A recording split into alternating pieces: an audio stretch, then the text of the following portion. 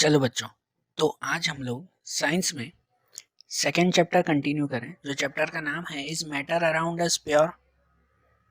इस चैप्टर में हमने अभी तक प्योर मैटर्स किसे कहते हैं उसके बारे में समझा था। जो सिर्फ एक ही एलिमेंट से बने हुए हो वो प्योर कहलाते हैं। और इनके अलावा हमने मिक्सचर के बारे में समझा। दो या दो से ज़्यादा एलिमेंट जब आपस में मिक्स होते हो तो वो मिक्सचर बनता है। ठीक है, उसके टाइप्स भी देखे, होमोजीनियस, हेट्रोजीनियस मिक्सचर। सॉल्यूशन के बारे में हमने समझा।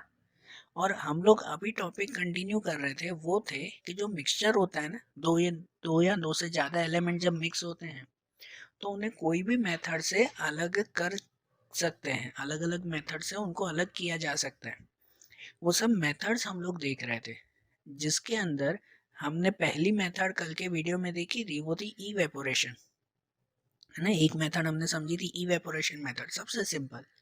आज हम लोग उससे आगे की मेथड समझें तो दूसरी एक मेथड आती है जिसका नाम है सेंट्रीफ्यूगेशन मेथड। सेंट्रीफ्यूगेशन मेथड, इसका मतलब कि सेंट्रीफ्यूगेशन नाम से ही पता चलता है कि भाई जिसमें सेंट्रल फोर्स लगता हो, सेंटर का फोर्स जिसमें लगता हो, वो सेंट्रीफ्यूगेशन मेथड कहलाती है। तो सेंटर का फोर्स मतलब क्या, एक एग्जांपल से समझाता हूँ। ये इसमें फोटो में नहीं है, एक एग्जांपल जो बोल रहा हूँ उसे माइंड में जो है वो इमेजिनेशन करना, ध्यान से सुनना और समझना। आप लोग जो है वो घर पे कितनी बार वो कुछ चने वगैरह खाते होगे। चने होते हैं, वो क्या कहते हैं, मूंगफलियां वगैरह होती हैं, है ना, या फिर सिंगदाने होते हैं। ये सब आप लोग खाते हो ना। तब उनके छिलके होते हैं ना, वो छिलके जो है वो आप लोग क्या करते हो पता है, कितनी बार हाथ में लेकर फिर उन चने को मचलते हो और फूंक मारकर जो है वो छिलकों को उड़ाते हो। नहीं, वो सिंगदाने और चने खाते हुए ऐसा करते हो ना।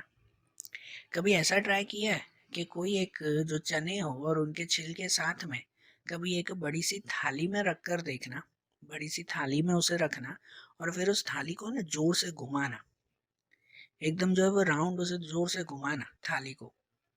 तो क्या होगा कि जो भी चने होंगे ना या सिंगदाने जो भी आप खा रहे हो, कि जो भी चीजें होगी ना वो बिल्कुल बीच में जमा हो जाएगी और उनके छिलके छिलके सब अलग अलग हो जाएंगे। कभी किया हो आपने शायद, या अगर नहीं किया हो तो कभी घर पर ट्राई करना ऐसा एक्सपेरिमेंट। क्यों पता है, क्योंकि ये एक तरह का सेंट्रल फोर्स या कहते हैं सेंट्रीफ्यूगेशन फोर्स है, कि जिसमें हैवी मटेरियल बीच में रह जाता है और जो लाइट मटेरियल है वो सब हल्के हल्के मटेरियल साइड में हो जाते हैं, खासकर छिलके में ही। बरोबर। और ये भी चने और सिंगदाने के छिलके एकदम हल्के होते हैं ना, हवा में उड़ जाए ऐसे, तो उनके लिए कोई भारी चीजों के साथ ये एक्सपेरिमेंट मत करना, हल्की चीजों में ये होता है। तो ये फोर्स सेंट्रीफ्यूगेशन फोर्स कहते हैं और इनका ही यूज प्रैक्टिकली बहुत सारी चीजों में होता है। जैसे आपकी टेक्स्ट बुक में एक एग्जांपल दिया हुआ है कि भाई मिल्क में से क्रीम को अलग करना, to separate cream from milk. दूध में मलाई आती है ना जो, उसे अलग करने के लिए जब बाहर से आप कोई पैकेट वाला दूध खरीदते हो तो उसमें जो है वो फैट का प्रोपोर्शन ज़्यादा होता है। तो कितनी बार पहले वो फैट हटाया जाता है, उसके बाद जो है वो फिर उस दूध को पिया जाता है। हमारे घर में तो उसे नॉर्मली जो है वो अप्लाई किया जाता है, दूध को खाली गर्म करो ना तो भी मलाई मलाई ऊपर हो जाती है। लेकिन सेंट्रीफ्यूगेशन मेथड से भी इसे किया जा सकता है अलग। उसके लिए पता है, एक ये जो है वो सेपरेटिंग मशीन आती है, जैसे आप ये पहले फोटो में देख रहे हो। दूध में से क्रीम अलग करना, मलाई अलग करने के लिए ये एक मशीन आती है, ये सेपरेटिंग मशीन। इसमें क्या किया जाता है, जैसे ऊपर आप ये सर्कुलर देख रहे हो, इसके अंदर वो दूध डाल दिया जाता है। ठीक है, और नीचे यहाँ पर ये व्हील टाइप है, बरोबर ना। बाहर बाहर जो है वो ये हैंडल जो दिया हुआ है, ये हैंडल वो एक व्हील टाइप दिया हुआ है कि उसे घुमाने से ये जो वेसल है वो वेसल घूमेगा और उसमें ये सेंट्रीफ्यूगेशन फोर्स लगेगा। उस सेंट्रीफ्यूगेशन फोर्स की वजह से वो मिल्क में से क्रीम अलग होती जाएगी, दूध में से मलाई अलग होती जाएगी। और उसके लिए यहाँ पर दो सेपरेटर भी रखे हुए हैं, कि यहाँ पर दो पार्ट रखे हुए हैं, जिसमें एक में से जो है वो दूध बाहर आ जाएगा खुद ब खुद और एक में से वो मलाई बाहर आ जाएगी। ठीक है, तो ऐसे सेंट्रीफिकेशन फोर्स से मिल्क में से क्रीम अलग कर सकते हैं ना। सिर्फ इतना ही नहीं, उससे आगे कि जब दूध में से मलाई निकल जाती है ना, फिर उस मलाई में से मक्खन बनाते हैं, उस क्रीम में से बटर बनाते हैं। आपको ध्यान है? नहीं ध्यान हो ना तो आपके पेरेंट्स से पूछना, आपकी मम्मी से जो है वो कभी पूछना। कि दूध में से जो मलाई निकलती है उसमें से घी या मक्खन बनाते हो ना, मक्खन बनाते हो ना, उसमें भी सेंट्रीफ्यूगेशन फोर्स ही लगता है। क्या किया जाता है उसके लिए, जैसे ये दूसरा फोटो दिया हुआ है, जैसे दूसरा फोटो दिया हुआ है उसकी तरह से, कि एक बड़े वेसल में पहले सब जो है वो क्रीम, सब मलाई एक साथ रख दी जाती है और फिर उसे जोर से घुमाया जाता है। ये तो ग्राइंडर मशीन है, उस ग्राइंडर से घुमाया जा रहा है। नहीं तो आपके घर पे तो देखा करो कि अगर घर पे कभी जो है वो ऐसा मक्खन बन रहा हो ना, देखना कि आपका मम्मी तो उसे जो है वो हाथ से ही घुमाते हैं और उस मलाई को, उस क्रीम को काफी देर तक बस जो है वो घुमाया ही जाता है, कंटिन्यूसली उसे जो है वो ये घुमाया जाता है, स्टिर किया जाता है। और उसके बाद जब उसे कंटिन्यूसली घुमाते रहे ना, तो उसमें बिल्कुल बीच में जो है वो ये बटर जमा हो जाता है। मतलब पूरा जो है वो ये क्रीम, क्रीम में से बटर या समझो मक्खन, वो मक्खन बिल्कुल बीच में जमा हो जाता है और उसका सब लिक्विड पार्ट अलग अलग हो जाता है बाहर। तो समझो ये सेंट्रीफ्यूगेशन फोर्स से ही ये भी बनाया जाता है कि मिल्क में से पहले क्रीम अलग करना, फिर उस क्रीम में से बटर बनाना, दोनों के लिए ये सेंट्रीफ्यूगेशन फोर्स यूज होता है। समझ गए ना? और यही यही दूसरी भी काफ़ी जगह पर जो है वो यूज़ होता है, जैसे कि आपकी वॉशिंग मशीन में। यहाँ फोटो नहीं है लेकिन वो वॉशिंग मशीन है, आपने घर पे वॉशिंग मशीन तो देखी ही होगी, कि उसमें आपने देखा होगा वॉशिंग मशीन के अंदर भी जो है वो उस कपड़े जब जोर से घूमते हैं ना, तब जो है वो मशीन में कभी नज़र डालकर देखा करो कि सब कपड़े एकदम बीच में रह जाते हैं और उसके डर्ट पार्टिकल, पानी वगैरह सब साइड साइड में हो जाता है। कपड़े सब बिल्कुल बीच में होता है और पानी सब साइड साइड में होता है, क्योंकि उसमें भी यही सेंट्रीफ्यूगेशन फोर्स लगता है। या फिर लेबोरेटरी में जब ब्लड रिपोर्ट करवाने जाते हैं, जैसे यहाँ पर है ये थर्ड फोटो में, जैसे ब्लड रिपोर्ट करवाने जाते हैं तो उनके पास भी ऐसी ही मशीन होती है। आपके जो है वो ब्लड सैंपल लेकर ऐसी मशीन के थ्रू ही वो लोग चेक करते हैं कि जिसमें सेंट्रीफ्यूगेशन फोर्स के थ्रू, इस सेंट्रीफ्यूगेशन मेथड के थ्रू आपके ब्लड के अंदर कौन कौन सी चीज़ें हैं, क्या क्या पार्टिकल्स हैं, वो सब काफ़ी इजीली पता चलता है।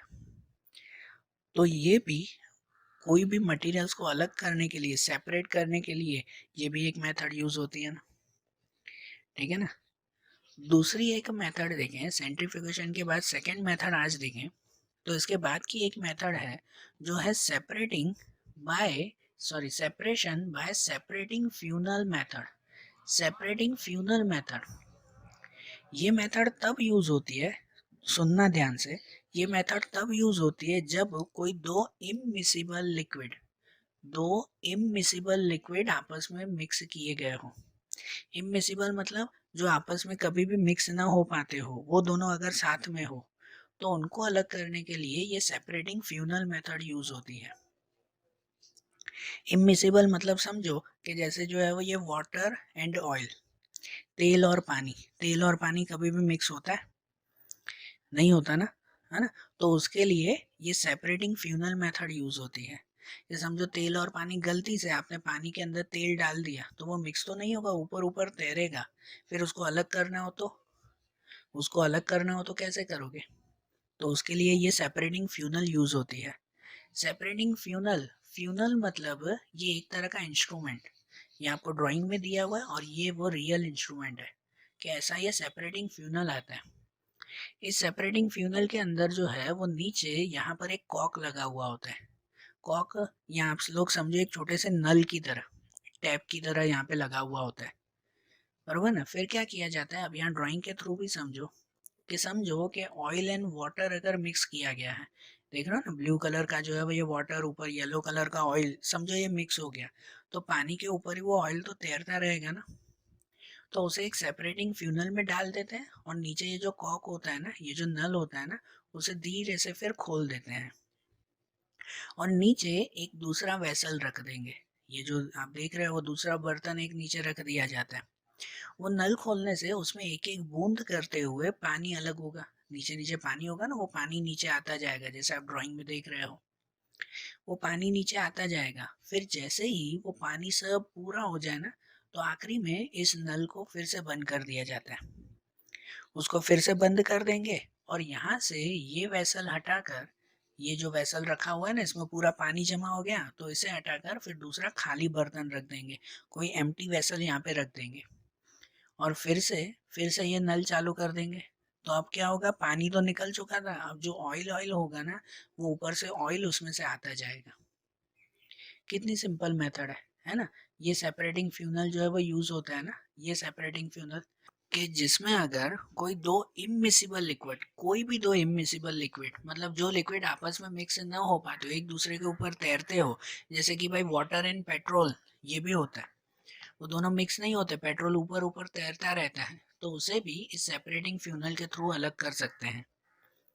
यहाँ कितनी बार जो है, जो मोल्टेन आयरन होता है ना, आयरन लोखंड की कोई चीज होती है ना, उसे जब जो है वो फैक्ट्री में प्योर किया जाता है, लोखंड में से सब इम्प्योरिटीज कचरा वगैरह निकाल कर फिर मोल्टेन आयरन, पिघला हुआ आयरन होता है, उसे भी अलग करने के लिए एक बड़ा सा सेपरेटिंग फ्यूनल, बड़ी सी भट्ठी में ये यूज होता है। समझ गए। तो ये नाम खाली ध्यान रखना, कोई भी दो इमिसिबल लिक्विड जो आपस में मिक्स ना हो पाते हो, ऐसे लिक्विड को अलग करने के लिए ये फ्यूनल यूज होती है। बरोबर, ये एक मेथड समझ में आई ना। उसके बाद अब दूसरी मेथड देखें, तो इसके बाद की एक मेथड आती है, जो मेथड है सब्लिमेशन मेथड। सब्लिमेशन मेथड, ये मेथड अगर आपको नाम से याद आती हो ना, तो ये मेथड आगे फर्स्ट चैप्टर में भी थी, सब्लिमेशन मेथड। आपको याद है हमने फर्स्ट चैप्टर में पढ़ा था कि देखो आप लोग सॉलिड कोई भी प्रोडक्ट हो, तो सॉलिड को अगर आप गर्म करो तो वो क्या बनता है, लिक्विड बनता है ना, और लिक्विड को अगर आप गर्म करो तो वो गैस बन जाएगा। लेकिन कुछ प्रोडक्ट ऐसे होते हैं कि जिसमें सॉलिड को गर्म करने से वो डायरेक्ट गैस बन जाते हैं, लिक्विड बनते नहीं है कि नहीं, सॉलिड को गर्म करने पर वो डायरेक्टली गैस बन जाते हैं, और ऐसे प्रोडक्ट वो सब्लिमेशन प्रोडक्ट कहलाते हैं। क्या कहलाते हैं वो, सब्लिमेशन प्रोडक्ट। ठीक है। तो ऐसे जो भी सब्लिमेशन वाले जो भी प्रोडक्ट हो ना, या जो सब्लिमेट जो भी प्रोडक्ट हो ना, उन्हें अलग करने के लिए ये सब्लिमेशन मेथड ही यूज होती है। इस मेथड में जैसे आपके टेक्स्ट बुक में एक एग्जांपल दिया हुआ है कि अगर कैम्फर और सॉल्ट का मिक्सचर हो, तो कैम्फर एंड सॉल्ट, इन दोनों का मिक्सचर, आपको कैम्फर पता है ना, कैम्फर ये कपूर जो होता है, आप लोग जो है वो घर पे कभी कोई पूजा या आरती कुछ हो, तो उसके लिए ये कैम्फर, ये कपूर नहीं जलाते आप, तो ये कैम्फर, इसका पाउडर अगर कर दिया जाए बाय चांस, और ये सॉल्ट तो आपको पता ही है, अगर इन दोनों का मिक्सचर हो जाए तो वो तो दिखने में तो दोनों एक जैसे हो जाएंगे ना।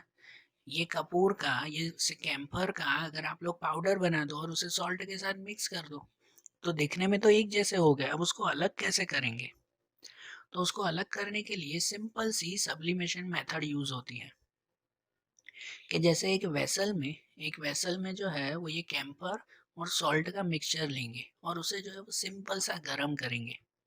अब गरम करने से एक बात होगी कि जो कैम्फर होगा ना सॉल्ट के अंदर, ध्यान देना, जो भी कैम्फर होगा ना, वो कैम्फर इजीली गरम होकर वो गैस में कन्वर्ट हो जाएगा, क्योंकि कैम्फर एक तरह का सब्लिमेट है। सब्लिमेट मतलब कि वो सॉलिड है, लेकिन गरम करने पे वो सीधा गैस में कन्वर्ट हो जाएगा। तो यहाँ पर है ना, यहाँ पे इस प्लेट में वो कैम्फर और सॉल्ट का मिक्सचर है, लेकिन गरम करने से उसके अंदर का जो कैम्फर होगा ना, वो कैम्फर गैस बन के ऊपर आ जाएगा, और जो सॉल्ट होगा ना, वो सॉल्ट यहीं प्लेट में ही रह जाएगा, सॉल्ट नीचे ही रह जाएगा, तो वो सॉल्ट अलग हो गया ना।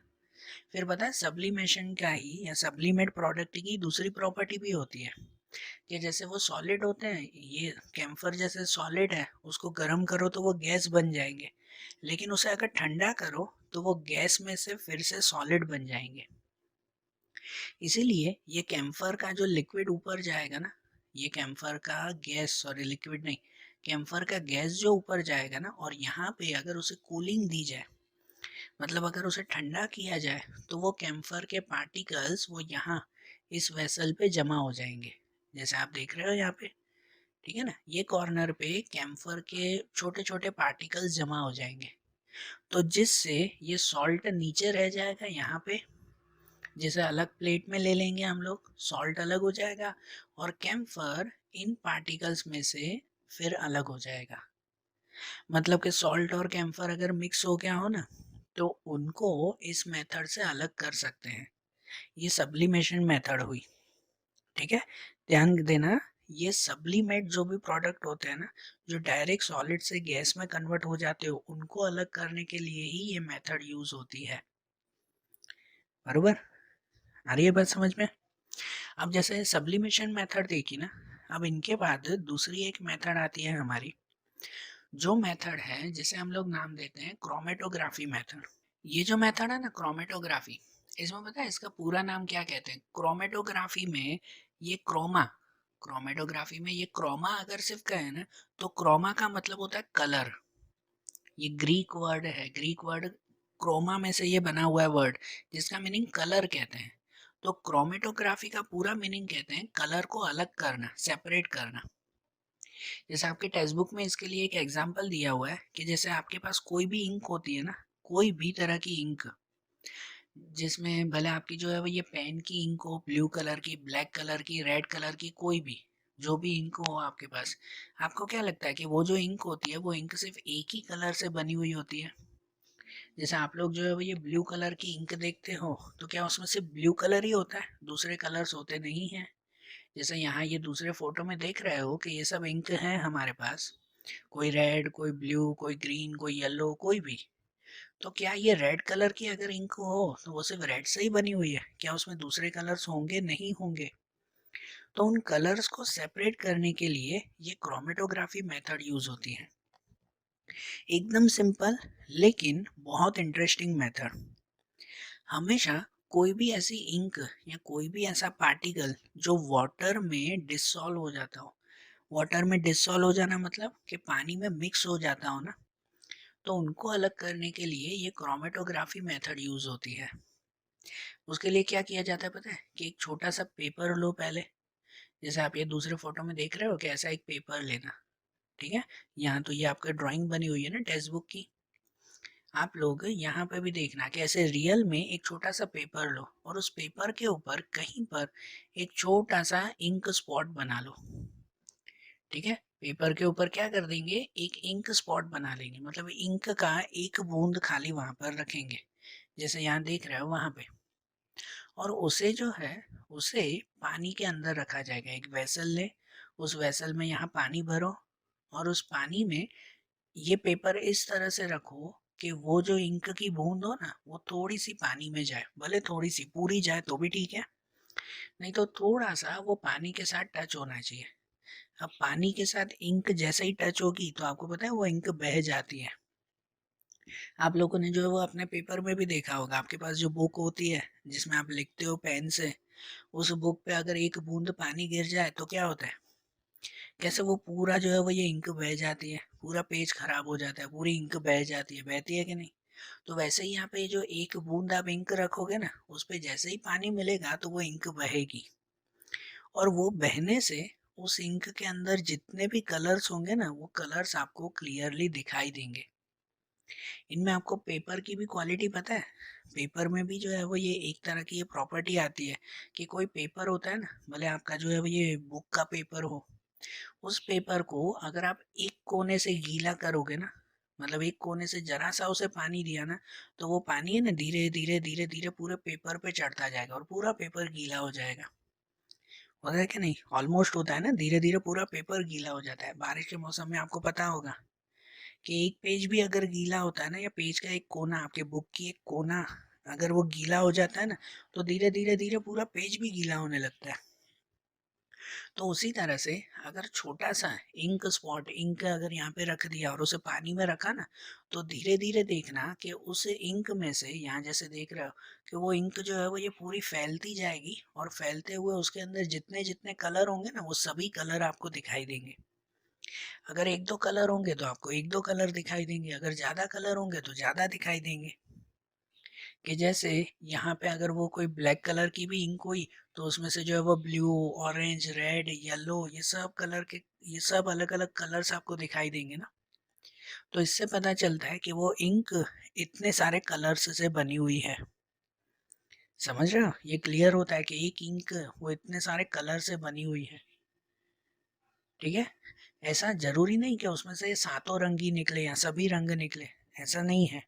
कितनी बार कम भी होता है, कि जैसे यहाँ ये रियल फोटो दिया हुआ है जो, कि अगर इसके अंदर इसके अंदर हम लोग ये इंक रखते हैं ना, कोई रेड तो किसी में से खाली ब्लू ही कलर निकल रहा है, देख रहे हो, किसी में से खाली रेड, किसी में से जो है वो ये ग्रीन और येलो दोनों। तो जिस इंक के अंदर जितने कलर मिक्स होंगे ना, वो सभी कलर आपको दिखाई देंगे। आप लोग भी ये नॉर्मली इजीली आप लोग अपने घर पे कर सकते हो, आज ही आप लोग कर सकते हो कि ऐसे ही एक छोटा सा पेज लो, और वो पेज लेकर, जैसे ये ड्राइंग में देख रहे हो आप, कि एक पेज लेकर उस पर कहीं पर भी एक इंक का एक ड्रॉप उस पर डाल दो, और फिर उसे थोड़े से पानी में रख दो, तो वो इंक पूरी बहेगी ना, तो उसमें आपको अलग अलग कलर दिखाई देंगे। अगर होंगे तो दिखाई देंगे, अगर इंक में नहीं होंगे तो वो फिर नहीं होंगे। इसका क्रोमेटोग्राफी का ये कलर को अलग करने के लिए यूज होता है। प्रेजेंट टाइमिंग में नई नई टेक्नोलॉजी के साथ इस क्रोमेटोग्राफी का यूज बहुत सारा है। इनका एक्चुअल यूज है ना, आप लोग आगे के स्टैंडर्ड्स में सीखोगे। आपके 10th स्टैंडर्ड में क्रोमेटोग्राफी के ऊपर जो है वो ये नोट आएगी, उसमें डिटेल में सीखोगे कि इसका यूज कहाँ कैसे होता है। और नेचर में भी आपने कितनी बार नेचुरली ये क्रोमेटोग्राफी मेथड आपने देखी होगी। एक एग्जांपल बताऊं, कि आपने जो है वो कभी वो देखा होगा कि भाई रास्ते पर कभी पेट्रोल वगैरह गिर जाता है ना, ठीक है, कि आपकी गाड़ी में से कोई पेट्रोल गिर गया, फिर बारिश का मौसम हो या आसपास कहीं पे पानी पड़ा हुआ हो, फिर उस पेट्रोल में से ना सात सात रंग दिखाई देते हैं। देखा होगा कि नहीं, रास्ते पे जरूर देखा होगा ना ऐसा। वो तो पेट्रोल ही होता है नॉर्मल, लेकिन उसमें अगर पानी मिक्स हो ना, तो जनरली अगर आप रास्ते पे पेट्रोल डाल दो तो कोई आपको सात कलर नहीं दिखाई देंगे पेट्रोल के। लेकिन अगर उस पेट्रोल को जरा सा पानी लग जाए ना, जरा सा भी पानी लग जाए ना पेट्रोल को, तो वो पूरा पेट्रोल जो है वो अलग हो जाता है, उसमें से सब कलर अलग अलग होते जाते हैं, और आपको डिफरेंट डिफरेंट कलर्स जो है वो उसमें से दिखाई देंगे उस पेट्रोल में से, है कि नहीं। ये भी किसकी वजह से, क्रोमेटोग्राफी मेथड की वजह से ये हुआ ना, कि भाई पेट्रोल इतने सारे जैसे उनके अंदर कलर मिक्स होते हैं पेट्रोल के अंदर, ये इससे पता चलता है। आप जब घर पे जो है वो कपड़े धोते हो, तो कितनी बार ऐसे होता है कि नहीं, कि एक एक जो है वो कपड़े का रंग दूसरे कपड़े को लग जाता है, होता है ना। तो पानी में कोई भी कलर अगर पानी में मिक्स होगा ना, तो वो हमेशा, क्या कहते हैं हम लोग नॉर्मल भाषा में कहते हैं ना, कि वो अपना रंग छोड़ देता है। ठीक है, जैसे एक छोटी सी इंक पे अगर पानी डाला तो उसने अपना रंग छोड़ दिया, सभी अलग अलग कलर दिखाई दे दिए। तो ऐसे ही नेचुरली हर चीज में होता है, कपड़ों में भी, बाहर वो पेट्रोल में भी, और ऐसे काफी सारी चीजों में। और प्रैक्टिकली आज के टाइम में प्रैक्टिकली तो इसका काफी जगह पर यूज होता है, क्रोमेटोग्राफी मेथड का। इसका यूज टेक्नोलॉजी की मदद से बहुत सारी जगह पर किया जाता है, ठीक है। फिर इनका यूज जो है वो ये डाई बनाने के लिए, वो नहीं, क्या कहते हैं, बालों में जो डाई लगाते हैं, अब तो अलग अलग कलर की आती है, red colour, brown colour, black colour, तो ये सब डाई बनाने के लिए भी इनका यूज होता है। फिर वो पेंट नहीं करते, घर पे जो है वो ये पेंट किए जाते हैं दीवारों पे, तो ऐसे कलर्स बनाने के लिए भी ये क्रोमेटोग्राफी मेथड का यूज होता है। और मेडिकल फील्ड में इसका यूज अलग होता है। मेडिकल फील्ड में ना, ब्लड में से हमारे ब्लड में से बीमारियों को अलग करने के लिए, ब्लड के अंदर कौन सा वायरस है, कौन से बैक्टीरियाज हैं, या कौन सी चीज़ है, वो भी ढूंढने के लिए एक तरह से इस क्रोमेटोग्राफी का यूज होता है। जो मैंने बताया ना, आज तो टेक्नोलॉजी से बहुत सारी चीज़ें पॉसिबल है, वो यहाँ होता है, समझे। तो देखो, आज जैसे हमने ये मेथड्स देखी ना, इनकी ये चार मेथड देखी ना, अब आखिरी की कुछ मेथड्स हैं हमारी, वो हम लोग कल के वीडियोस में देखेंगे। Okay, thank you.